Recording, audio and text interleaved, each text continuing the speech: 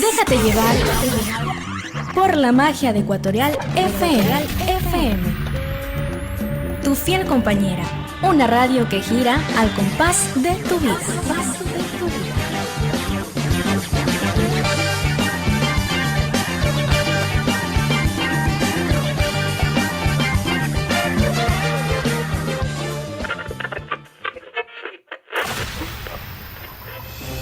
Hola, soy Cristian Salinas. Te invito este y todos los lunes a las 9 de la mañana al programa Argumentos. Tenemos la responsabilidad de sacar nuestro país juntos adelante. No lo defraudaré. Nosotros lo representamos a ellos. Argumentos. Con las voces de los personajes que protagonizan los hechos históricos de Ecuador y del mundo. Argumentos. Aquí, en Ecuatorial FM, la radio del Paralelo Cero. Te esperamos.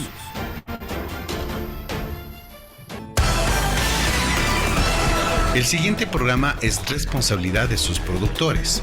Ecuatorial FM no se responsabiliza por las opiniones vertidas por sus conductores o invitados.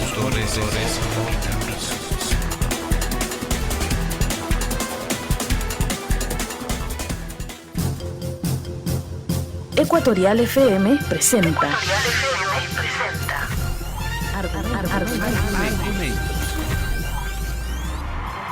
Este Ecuador que no lo queremos enredado en lo intrascendente, sino en lo valeroso, luchador, infatigable, forjando un destino de grandeza. Argumentos. Para cambiar este país se necesita el poder, pero como instrumento de servicio, no como instrumento para servirte a los demás. Actores políticos, económicos y sociales de Ecuador y del mundo muestran sus opiniones en Argumentos. El odio nubla el cerebro, contamina las más claras inteligencias. Argumentos. Conduce Cristian Salinas. Bienvenidos.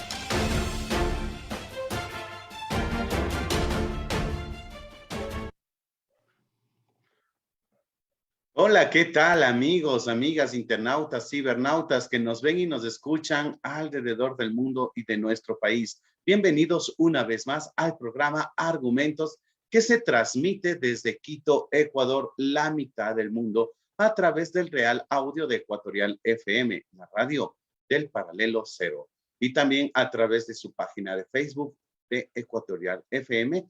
Y este diálogo, este programa, también se sube al YouTube en el canal de Ecuatorial FM en las próximas horas. Bueno, en esta ocasión vamos a hablar sobre un tema netamente local, sobre la ciudad capital de los ecuatorianos, sobre Quito, porque el próximo año se van a realizar elecciones y será justamente para elegir autoridades de las diferentes ciudades del país, entre esas de la capital de la República. Y bueno, hay algunos temas que debemos conocer y debe conocer la ciudadanía para incluso poder hacer una buena elección.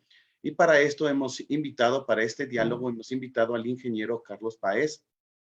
Él es experto en ambiente especialmente, pero lo importante es que fue concejal de Quito y ya tiene algún conocimiento justamente en base a la experiencia de estar conformando parte del Consejo Metropolitano de la ciudad capital. Ingeniero Páez, bienvenido acá al programa Argumentos. Su saludo para acá, para los internautas y cibernautas que a esta hora nos ven y nos escuchan a lo largo y ancho del país y del mundo. Buenos días, muchísimas gracias por la invitación y un cordial saludo a quienes están siguiendo esta entrevista.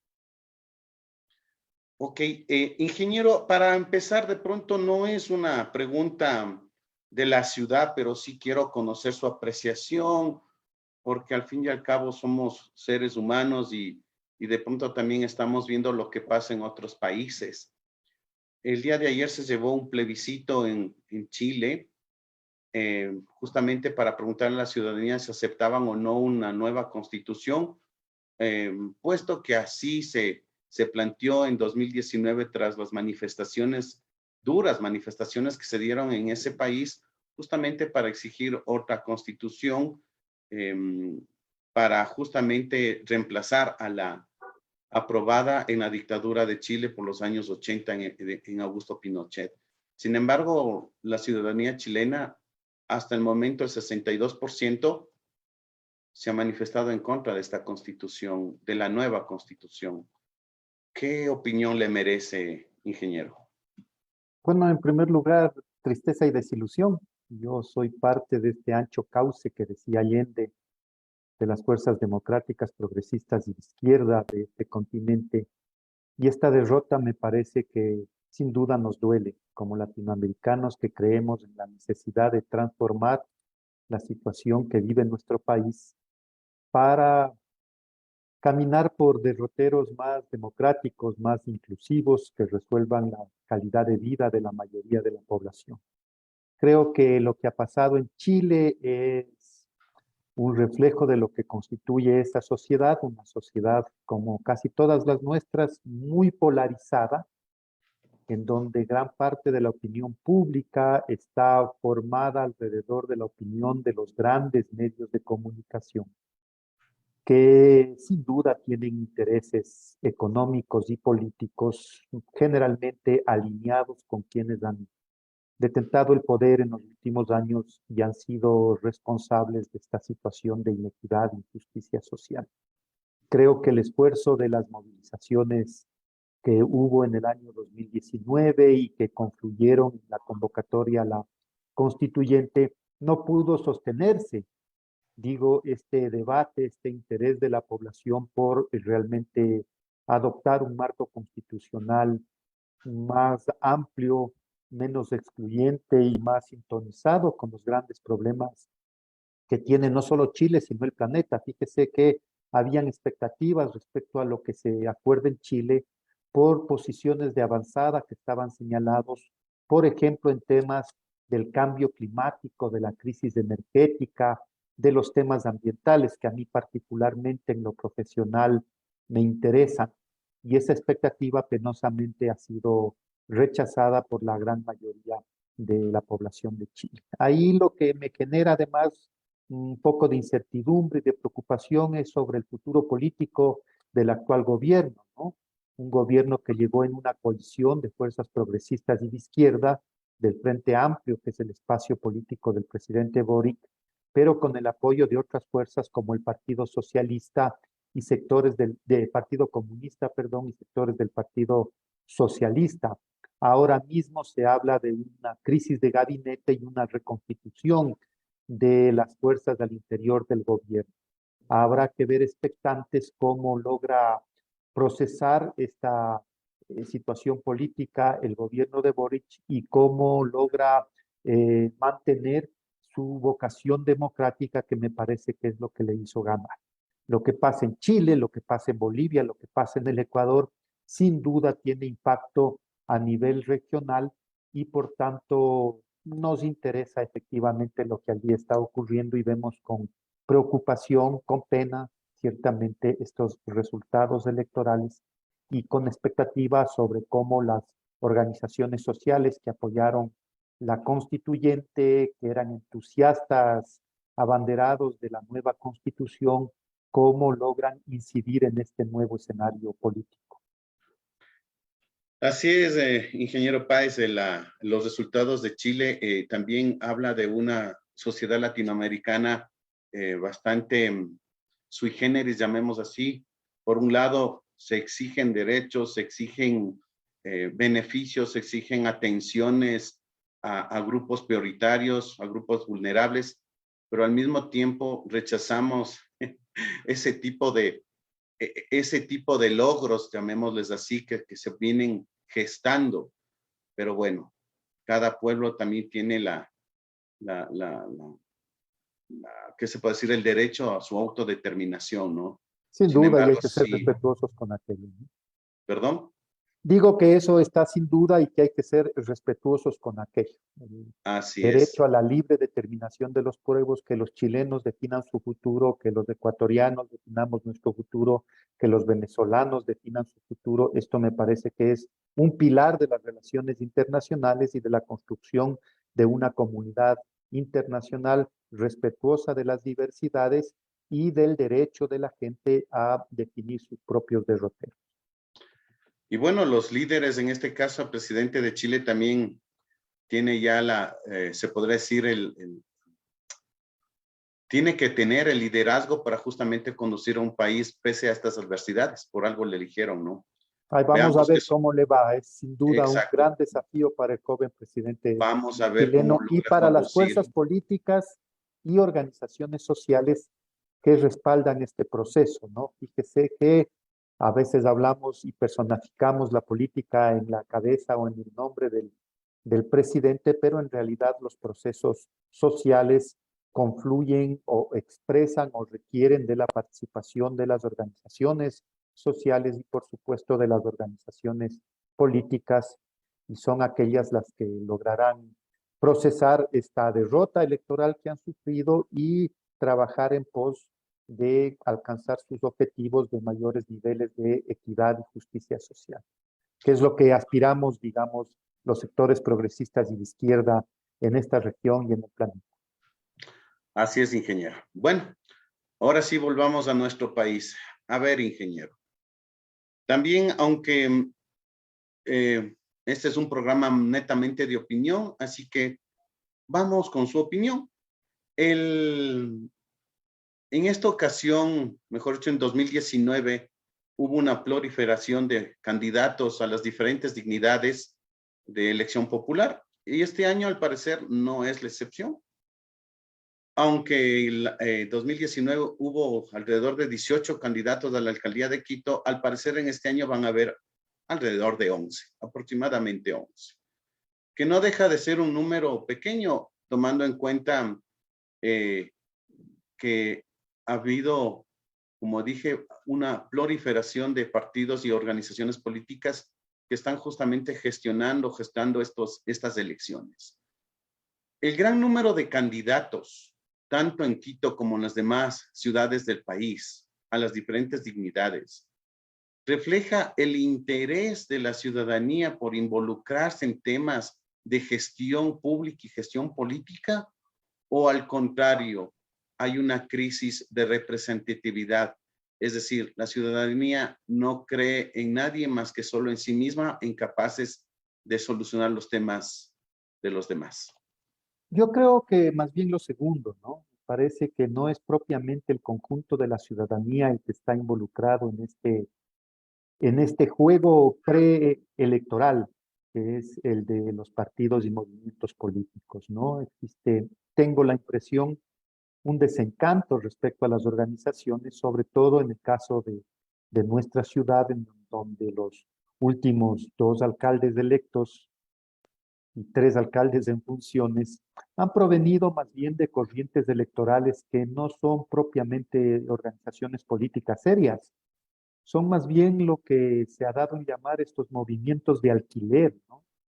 Que no sabemos bien cómo logran inscribirse, o más bien dicho, sabemos bien cómo logran inscribirse, que lo hacen con procesos fraudulentos de recolección de firmas, no precisamente de los ciudadanos que voluntariamente adscriben a sus proyectos políticos, sino de estas maquinarias que se encargan de llenar los formularios con nombres de personas inocentes de que estén siendo involucradas en estos procesos, y la incapacidad de las autoridades electorales para poder transparentar esta situación y para poner de alguna manera un coto a esta proliferación de organizaciones políticas.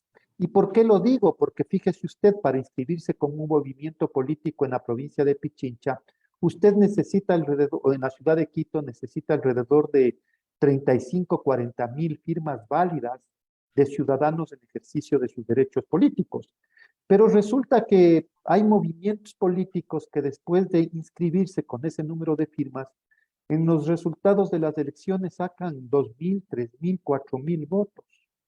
expresión evidente de que no tienen una práctica política razonable, no tienen una práctica política de tener contacto con sus militancias, de tener espacios de participación, de capacitación, de organización y de decisión de sus afiliados.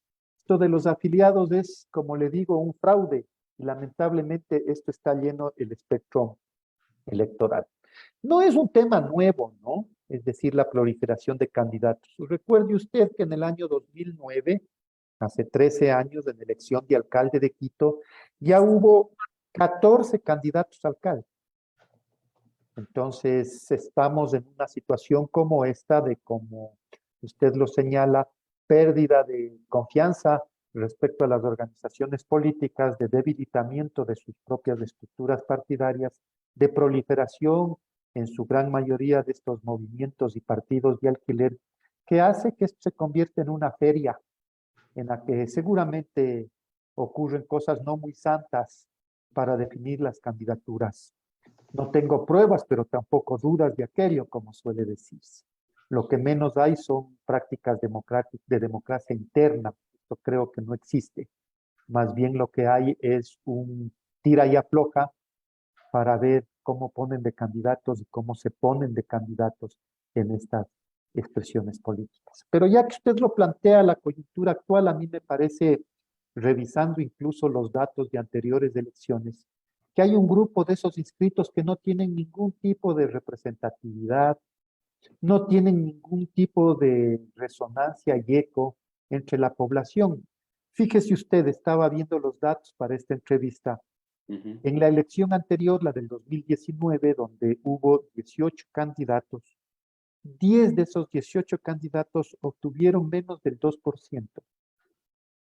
Y 7 de esos 10, menos del 1%. Como suele decirse en el lenguaje cotidiano, no votaron ni la familia por él. Y por tanto hay que entender bien a qué representan su participación política, ¿no? Es una situación. Y en esta elección creo que no va a ser una situación distinta. Habrá un grupo de 6, 7 de los 12 candidatos que seguramente no lleguen al 2 o el 3% y su participación sea absolutamente testimonial. Y más bien las elecciones, como ha ocurrido en años anteriores, se concentrará en 2 candidatos, posiblemente en 3, pero no más que 4. Y es alrededor de esas posiciones en las que van a conducir el proceso de la campaña electoral y seguramente van a definir el tema de las elecciones. Bueno, más allá de lo que usted plantea de que la gran mayoría de los candidatos no captan ni el 2% de la votación citadina, sin embargo, esos candidatos, mejor dicho, sin embargo, hay una dispersión del voto, lo que hace que el electo tenga un porcentaje de votación, digamos que minúsculo, que le podría estar restando legitimidad. Hablemos del último caso, por ejemplo, del exalcalde Jorge Yunda, que ganó con el 21% de votos. ¿Y se acuerda por qué partido usted? De Unión, ¿cómo es? Ecuatoriano, algo de ecuatoriano era el partido del Cualquiera. señor. Fíjese, ese es el problema. Ajá. Que Yunda llega en un partido absolutamente de alquiler. Sí, bueno, más allá de que sea o no de alquiler, como usted lo dijo, a lo que me refiero es que tomando en cuenta ese nivel de dispersión del voto y del porcentaje que sacaría el ganador de las elecciones, sin embargo, no tiene la suficiente cantidad, digamos, de aceptación como para hacer legítima incluso su propia administración. Amerita, en vista de esto, que se genere unas reformas electorales para hablar de una segunda vuelta electoral en temas de alcaldía o tal como están las cosas tiene que seguir siendo? Mire, no soy un experto en estos temas electorales, pero sí he hecho un esfuerzo por revisar los datos y me parece que este tema de la dispersión y este tema de las reformas tiene que ser acrisolada en función de la experiencia y una reflexión que no resuelve el problema para el candidato que me interesa ahorita y eso transformarlo en una reforma legal. En el 2014, en el 2009, fíjese, cuando hubo 14 candidatos y ganó la alcaldía Augusto Barrera, hubo 2 candidatos que concentraron la votación, que fueron Barrera y Ricaurte. El resto de candidatos tuvieron votaciones o porcentajes menores al 5%, con 14 candidatos. Y fíjese que los concejales electos en ese entonces correspondieron a una mayoría de Movimiento País, que era el que auspiciaba la candidatura de Augusto Barrera. Es decir, aunque existe dispersión, sí se concentra en ciertas posiciones claramente identificadas. El otro lado de la moneda es lo que usted señala, ¿no? En la elección del 2019 hubo 18 candidatos. La elección no se concentró en 2, sino que tuvo 4 candidatos de alrededor del 20%, ¿sí? Con diferencias mínimas entre ellas, y una composición del consejo muy fragmentada, en la que ninguno tuvo una mayoría. Y eso me parece que es lo que debería hacernos pensar. Es decir, en el 2009 hubo un gran número de candidatos, se concentró la elección en 2 personas y el candidato ganador tuvo mayoría en el consejo. En el 2018, con un número también amplio de candidatos, la situación es diferente. Entonces, me parece que decir que siempre va a ocurrir esta situación, los datos lo contradicen. A mí lo que me parece es que lo que está en crisis es el modelo de representatividad y las organizaciones políticas. Que las organizaciones políticas han dejado los procesos de capacitación de sus cuadros, de su militancia, de formación política ideológica, de construcción de espacios de participación y de ejercicio de la democracia interna, que permita que tengamos organizaciones políticas fuertes, que son, desde mi punto de vista, absolutamente necesarias para cualificar la democracia local, nacional. Mientras ello no exista, las leyes se cambian y se acomodan en función de las coyunturas, no en función de las miradas estratégicas. Le voy a poner un ejemplo. Cuando Correa, el Movimiento País, obtuvieron mayoría en asambleas, se demonizó el método de repartición de escaños. Se dijo, lo que pasa que el método ese que estaba imperante en el momento permitía justamente que los mayor votados tengan mayor representación en las cámaras y los menos votados no puedan tener una expresión de las minorías dentro de estos organismos colegiados. Se cambió la votación y fíjese que el resultado es una gran dispersión y fragmentación de la representación política en el seno de los consejos.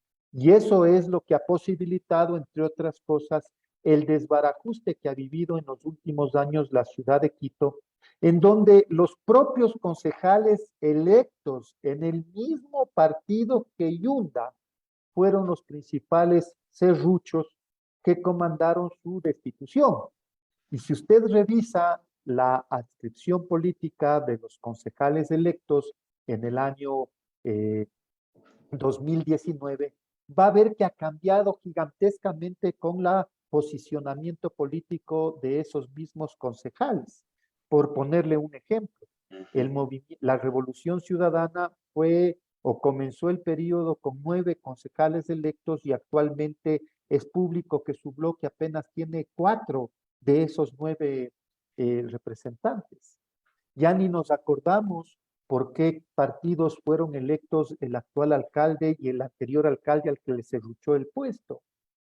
Y los otros partidos han desaparecido del espectro electoral y ni siquiera presentan candidaturas. Y algunos que fueron electos hace 4 años por un movimiento, ahora están en un movimiento antagónico política e ideológicamente, supuestamente, ¿no?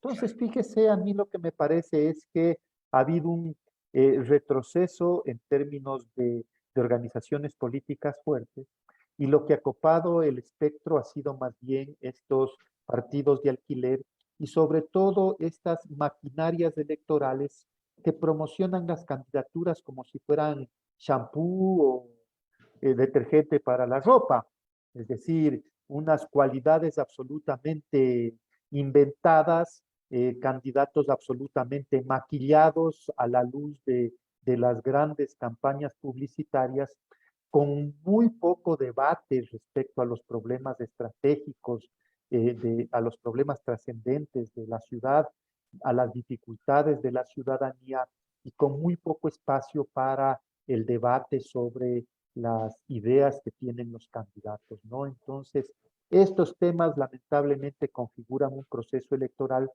en donde, por cierto, no todos los candidatos hay que ponerles en el mismo saco.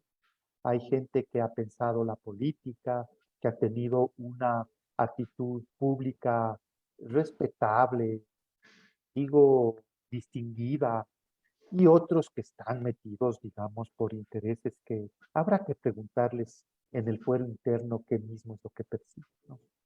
Así es. Ahora ya, hablando ya en cambio en tema de la ciudad propiamente dicha, sea por partidos de alquiler o movimientos o organizaciones políticas un poco más estructuradas.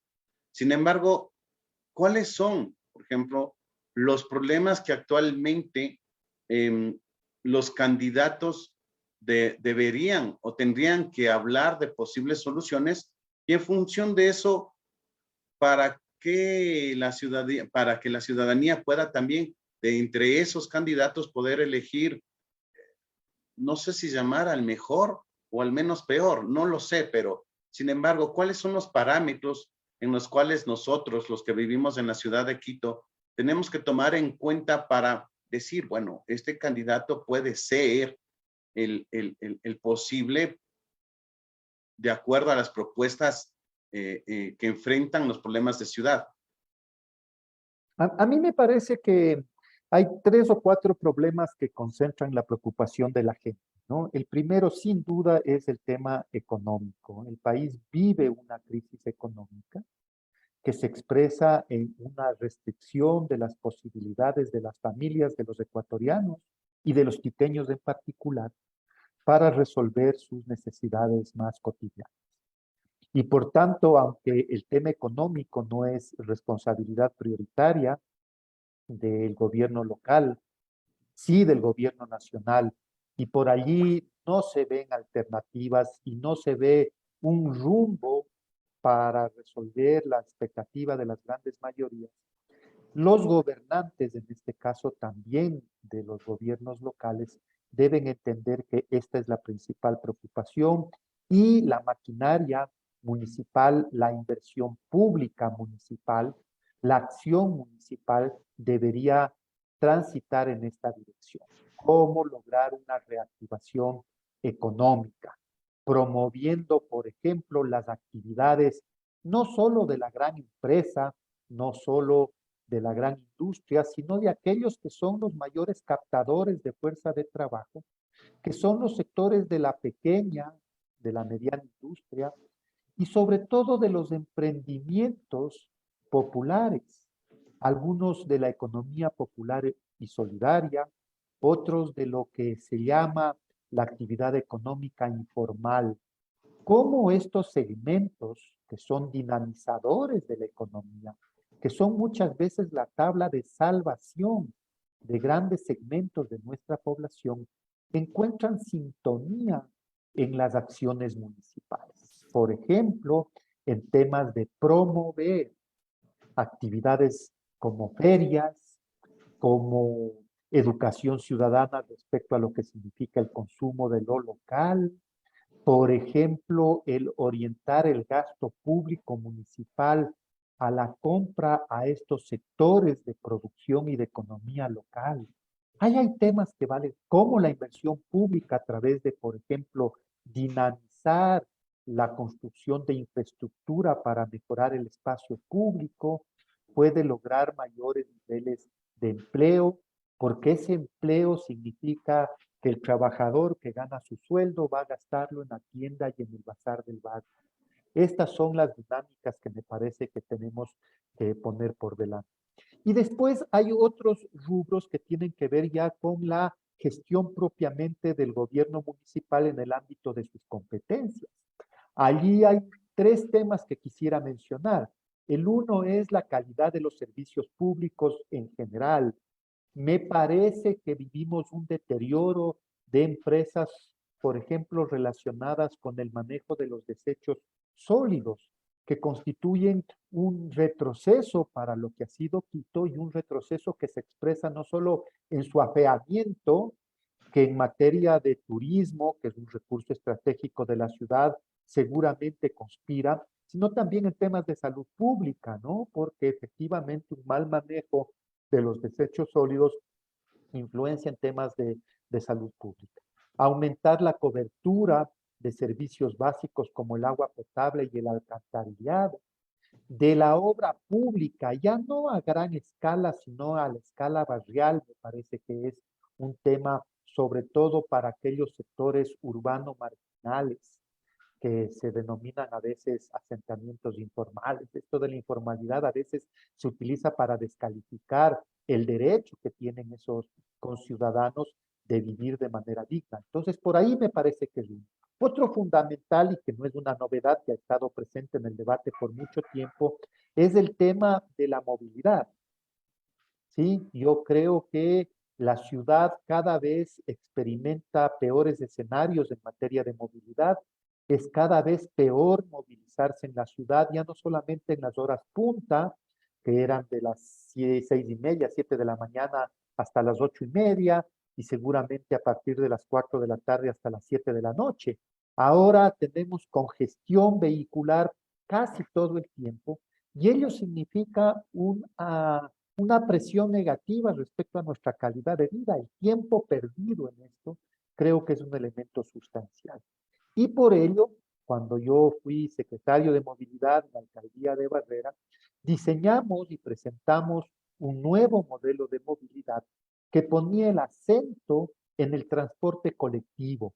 Y dentro de ello habíamos planteado la necesidad del metro, que lamentablemente tiene años de retraso para su entrada en funcionamiento, pero no solo el metro, sino la red de transporte que incluye al metro, los corredores metropolitanos que son fundamentales en superficie, es decir, el TOL, el Ecovía, pero su ampliación al sector de Carapungo, Calderón, el Comité del Pueblo, los valles de Cumbayá, Tumbaco y también el Valle de los Chillos, las parroquias equinocciales, y tejer o complementar la red con los servicios que brindan cooperativas y compañías privadas. Este me parece que es un serio desafío para la ciudad que ojalá sea puesto en el debate en esta campaña electoral. Y el tercer elemento, Cristian, yo quería señalar los temas ambientales, ¿no?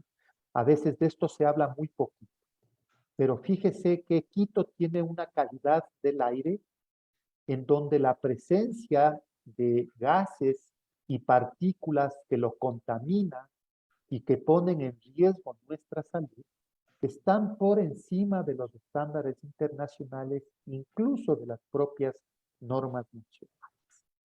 La Organización Mundial de la Salud, dice usted, Cristian, ha definido que la contaminación del aire es un asesino invisible. Se cobra casi 7 millones de muertes al año. Eso en nuestro país está entre 4.000 y 5.000 muertes al año. Bastante más que los fallecidos en accidentes de tránsito e incluso que los fallecidos de manera violenta por homicidios. Aunque claro, los últimos meses hemos vivido una situación terrible en materia de homicidios, ¿no?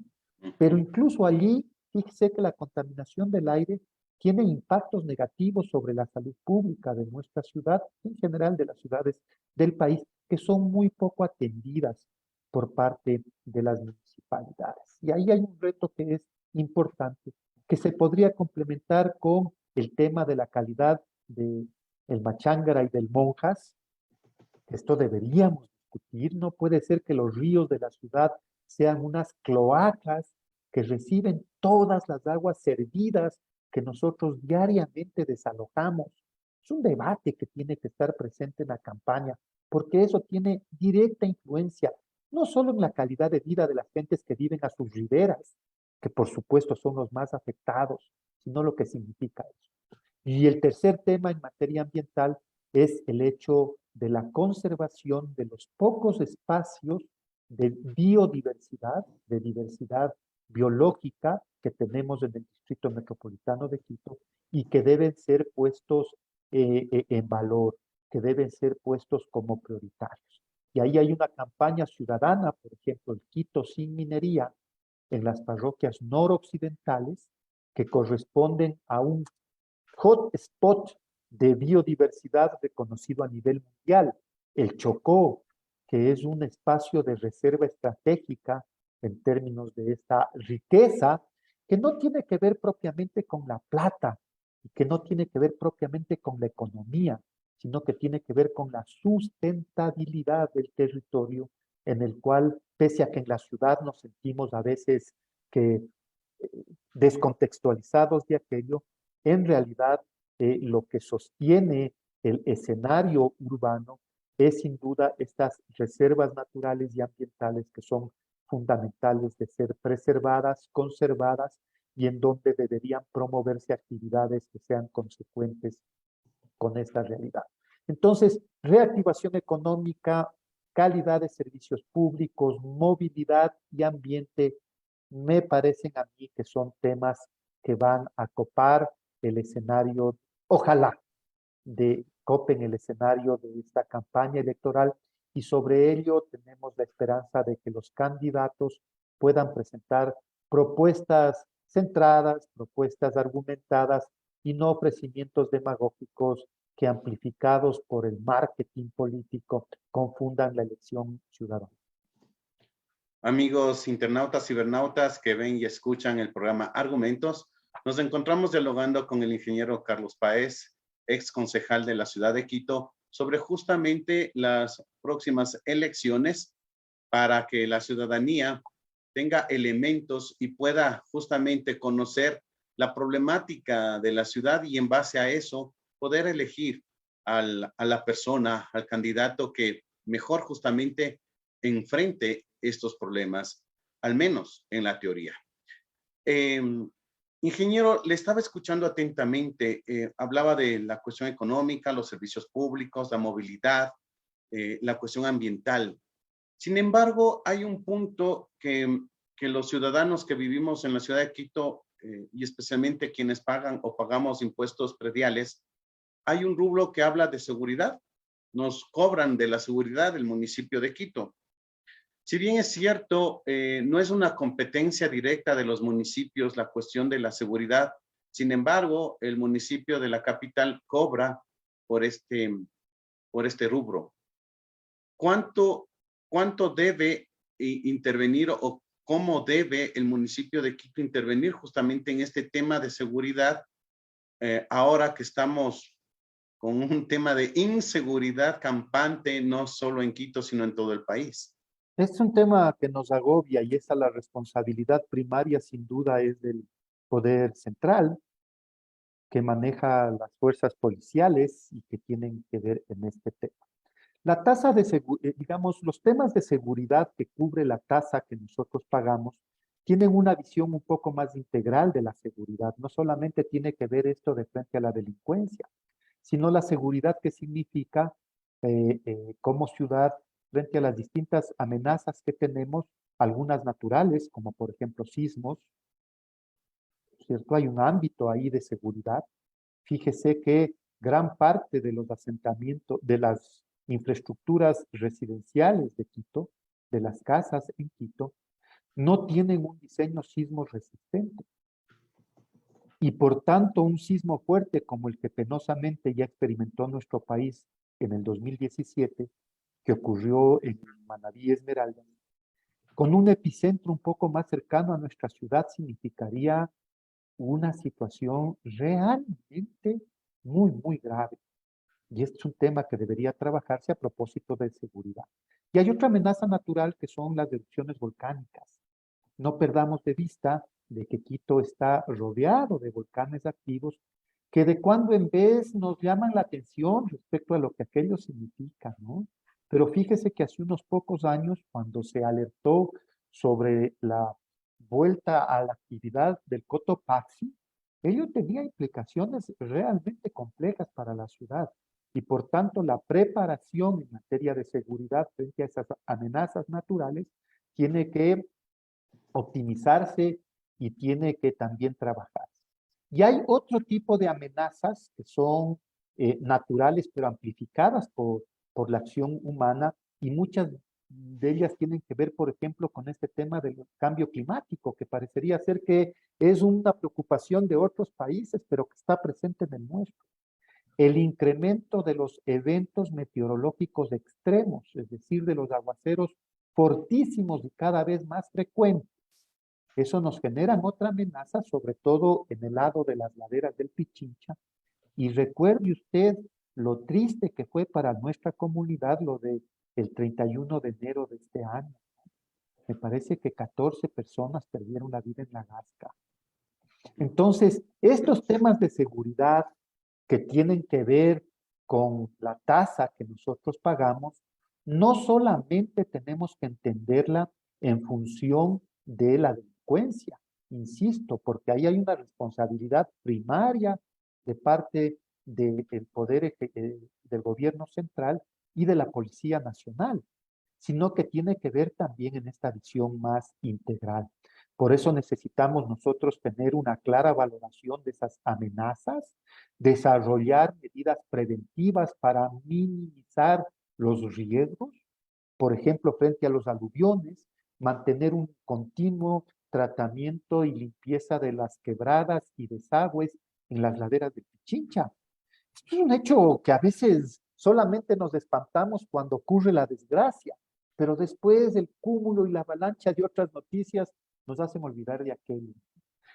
Pero en materia delincuencial también quiero señalar que sí hay razones municipales, ¿no? Primero es el hecho de que yo creo que un gran motivo para la delincuencia, no la organizada, no la de estos carteles y estas mafias sanguinarias que tienen que tener otro tipo de tratamiento, pero la delincuencia así del arranche, del asalto, esta cuestión tiene mucho que ver con el tema económico, ¿no? Es decir, yo de ninguna manera justifico estas acciones violentas, pero sí reconozco que muchas de ellas, insisto, no las vinculadas a los tiguerones, a los choneros y a este nivel de delincuencia organizacional que requiere intervenciones policiales bien pensadas en el marco de lo que la ley permite, pero estrictas, permanentes, que penosamente no vemos, ¿no? Ahí vemos que la policía sacan por montones para reprimir las manifestaciones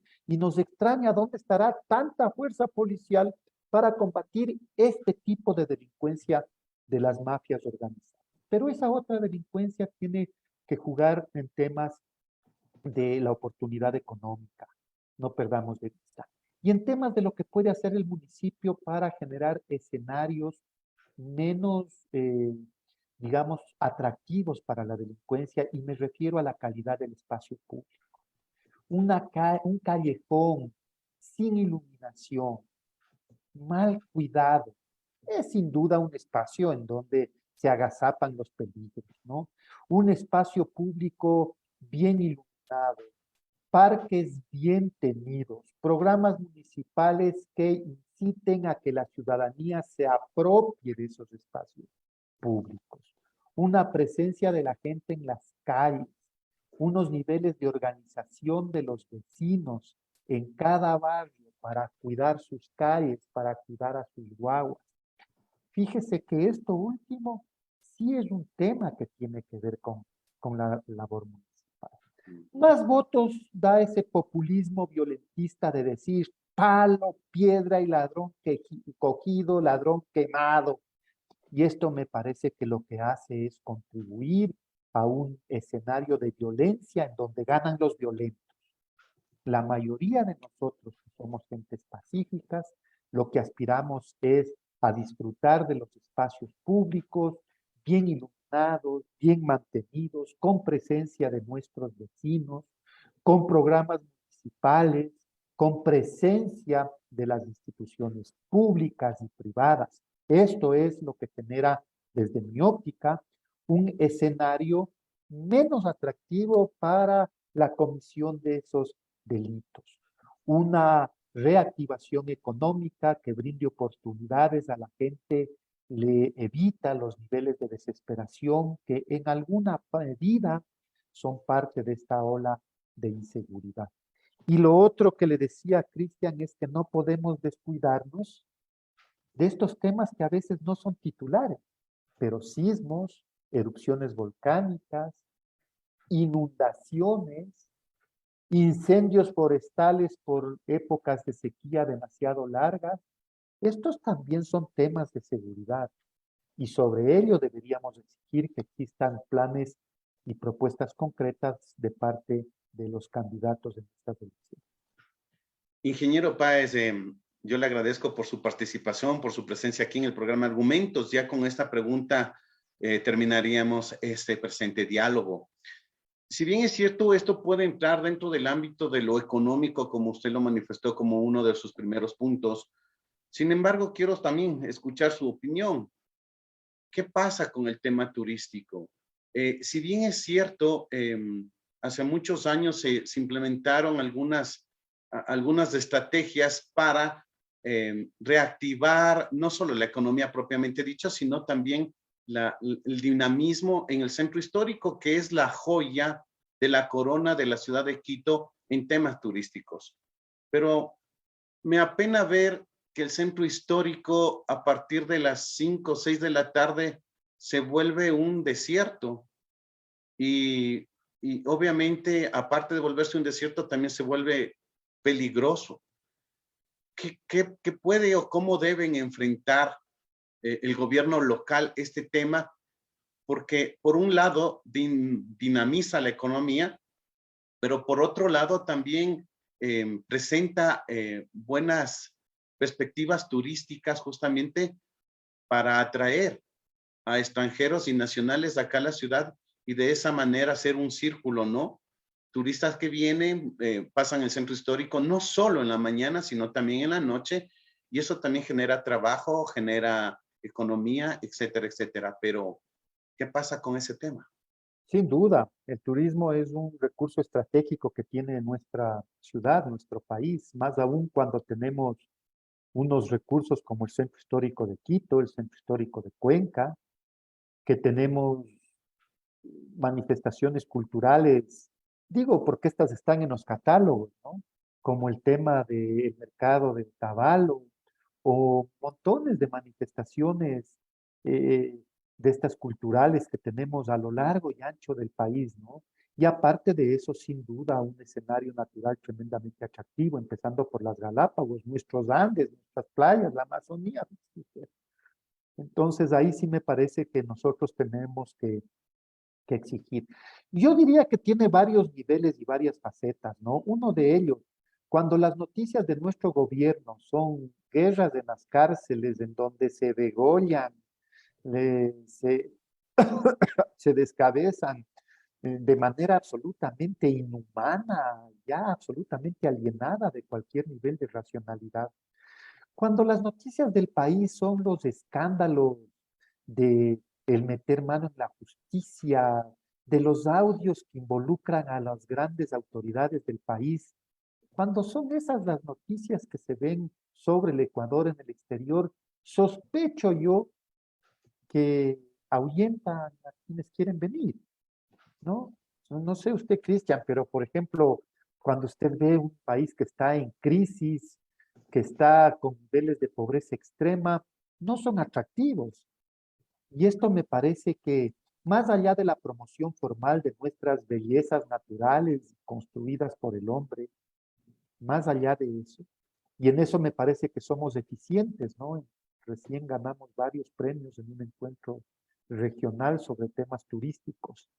Somos eficientes en promover aquello, pero cuando se oyen esas noticias, supongo yo que demerita la posibilidad de ver. Luego lo otro es cómo explotamos estas riquezas naturales o estas riquezas arquitectónicas o riquezas culturales que tiene nuestro país. Aquí en Quito en particular, a mí me parece que el tema del centro histórico, por ejemplo, tiene un riesgo cuando ese centro se va convirtiendo en un punto de llegada a determinada esquina o a determinado monumento, en donde llegan los turistas, les traen en bus, les hacen conocer y les vuelven a preparar. Creo que la posibilidad del centro histórico es tener un centro vivo. Y ese centro vivo implica el recuperar el atractivo para vivir allí. No solamente para ir a visitarlo, sino para vivir allí. Porque la gente que vive en el centro es la que puede dinamizar justamente fuera de los horarios laborales, la que puede dinamizar un puestito de empanadas, un barcito para pegarse un canelazo o un traguito con buena música, una posibilidad de conocer calles que no están en el circuito del destino turístico, pero que tienen una arquitectura tremendamente atractiva, barrios tradicionales, que la posibilidad de incorporarlos en esta dinámica económica, cultural que implica el turismo, necesita tener comunidades bien apropiadas de sus barrios, que tengan espacios públicos en donde uno no camine en las tinieblas, en donde uno no corre el riesgo de pisar caca de perro cuando camina, de que no tengan, ¿no es cierto?, la hierba crecida en las veredas, sino que la inversión pública, junto con la iniciativa ciudadana, me parece a mí que podrían consolidar esta posibilidad. En resumen, Cristian, yo le diría, el Ecuador tiene mucho que ofrecer en materia turística. Se requiere primero resolver múltiples problemas que son los que generan titulares en el exterior y ahuyentan la posibilidad del turismo, y necesitamos construir comunidades fuertes en nuestros barrios alrededor de los destinos puntuales turísticos, de tal manera de que esto no sea solamente ganancia de la gran empresa y del broker de turismo, sino que permita dinamizar las economías locales a través de esta oferta que sin duda va a tener este círculo virtuoso de que más gente visitando, comunidades más entusiasmadas y con más iniciativas para ofrecer al turismo, y esto sin duda va a generar un ambiente de oportunidades económicas también importante para nuestra ciudad. Ok, ingeniero Carlos Páez, le agradecemos por su participación, por su intervención en el programa Argumentos. Bueno, ahora tendremos que ver que en los próximos meses qué es lo que nos presentan los candidatos al municipio de Quito, y en función de eso valorar y esperar escoger, si no al mejor, por lo menos al menos peor. Ojalá sea el mejor, Cristian. No sea Lastimosamente, la política ecuatoriana nos da a escoger a veces entre lo malo y lo menos malo, y no debería ser así, pero bueno, vamos a ver qué nos pasa. Muy bien, Cristian, le agradezco la entrevista y siempre a sus órdenes, ¿no? Un cordial Un saludo fuerte a abrazo, usted, un buen una día, buena ingeniero, y semana. hasta una próxima oportunidad. Hasta luego. Hasta luego. Amigos internautas, cibernautas que nos ven y nos escuchan en el programa Argumentos, que se transmite por Ecuatorial FM, hemos llegado al final de esta emisión. Los esperamos la próxima semana con más de argumentos y obviamente para conocer más de Ecuador y del mundo. Un fuerte abrazo. Hasta la próxima semana. Ecuatorial FM presentó Argumentos. Este Ecuador que no lo queremos enredado en lo intrascendente, sino en lo valeroso, luchador, infatigable, forjando un destino de grandeza. Argumentos. Para cambiar este país se necesita el poder, pero como instrumento de servicio, no como instrumento para servirte a los demás. Actores políticos, económicos y sociales de Ecuador y del mundo mostraron sus opiniones en Argumentos. El odio nubla el cerebro, contamina las más claras inteligencias. Argumentos. Estuvo con ustedes Cristian Salinas. Hasta la próxima semana.